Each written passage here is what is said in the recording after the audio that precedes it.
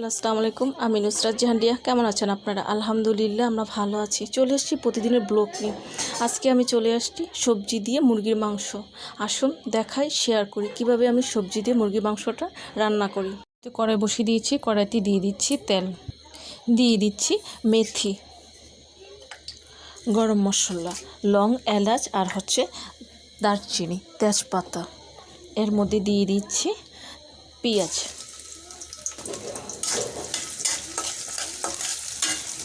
এটাকে আমি ভালো করে ভেজে নেব।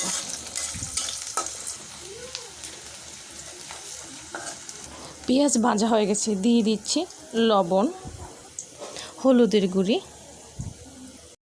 ধনিয়া গুঁড়ি, শুকনো মরিচের গুঁড়ি, জিরে বাটা, আদা বাটা, রসুন বাটা।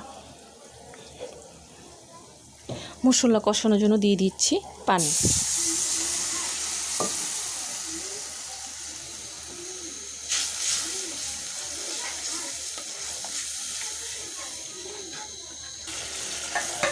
মশলাটা কষে আসছে, এখন আমি এর মধ্যে দিয়ে দিচ্ছি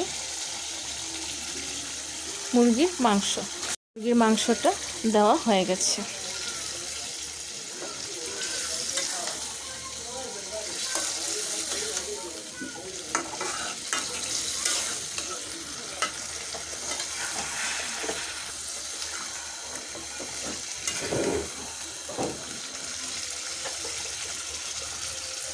এখন আমি এর মধ্যে দিয়ে দিচ্ছি আলুটা আমি আগে থেকে সিদ্ধ করে রেখেছিলাম।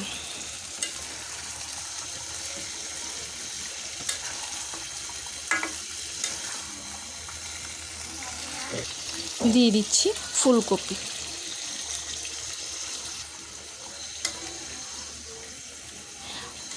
মাংসটা কিন্তু পাকিস্তানি মুরগি, তাই এটা হতে কিন্তু বেশি সময় লাগবে না।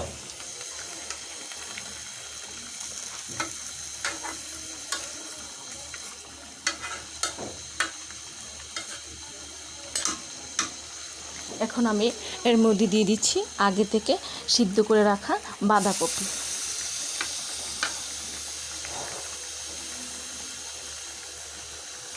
এখন এগুলোকে 5 মিনিটের মতো ভালো করে কষিয়ে নেব। যেহেতু শীতকালীন সবজি, এটা কিন্তু হতে বেশি সময় লাগবে না।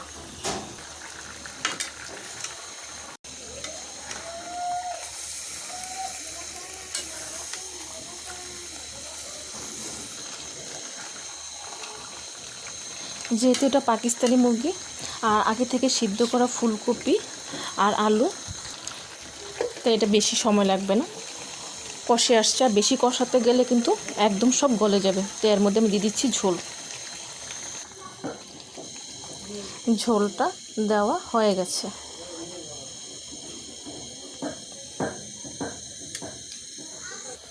সম্পূর্ণ ঝোলটা দেওয়া হয়ে গেছে।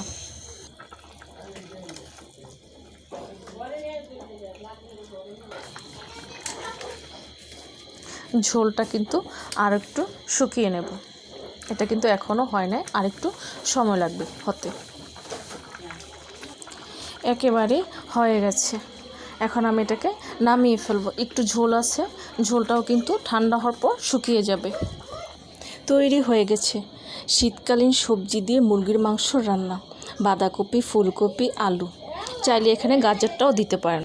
আশা করি এইরকম করে শীতকালীন সবজি বা আনসিজনও এরকম সবজি দিয়ে মুরগির মাংস রান্না করে খেতে পারেন। ভালো লাগলে আমাকে কমেন্টস করে জানাবেন, সাবস্ক্রাইব করে দেবেন, আমার পাশে থাকবেন আর আমাকে অনেক অনেক সাপোর্ট করবেন। আজ এই পর্যন্তই। সব ভালো থাকেন, সুস্থ থাকেন, আবার আসবো। আল্লাহ হাফেজ।